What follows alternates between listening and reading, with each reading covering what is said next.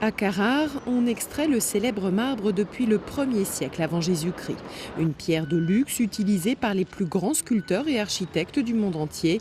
Une activité extrêmement difficile et physique, même si aujourd'hui les machines aident considérablement l'homme, les blocs extraits puis transportés pouvant peser plusieurs centaines de tonnes. Un travail dangereux aussi, comme en témoigne cette statue érigée à l'entrée de la carrière de Franco Petacchi en hommage à son oncle mort sur le chantier. Dans cette famille de Carrare, on extrait le marbre depuis des générations. Produit prestigieux, il s'est toujours bien vendu en Italie comme à l'étranger. Mais récemment, la demande en produits finis s'est effondrée.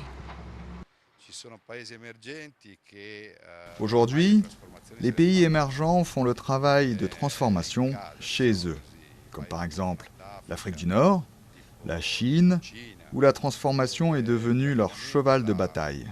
Tout cela à des coûts incroyablement compétitifs. Résultat, l'exportation de blocs de marbre transformés a baissé de plus de 15% et celle de granit de plus de 25% en 2009 par rapport à 2008. 2000 postes de travail ont également été perdus ces dernières années selon les syndicats. Une situation qui inquiète les usines de cette région de Toscane, autrefois la seule au monde à savoir travailler le marbre de Carrare. L'Amérique est notre marché le plus important historiquement.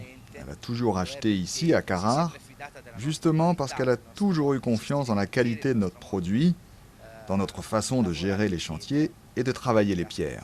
Donc on attend la reprise aux États-Unis. Mais pas seulement, beaucoup espèrent aussi un coup de pouce de la part de l'État et des banques pour sauvegarder un pan entier de l'économie de cette région et surtout l'un des plus grands symboles du luxe italien.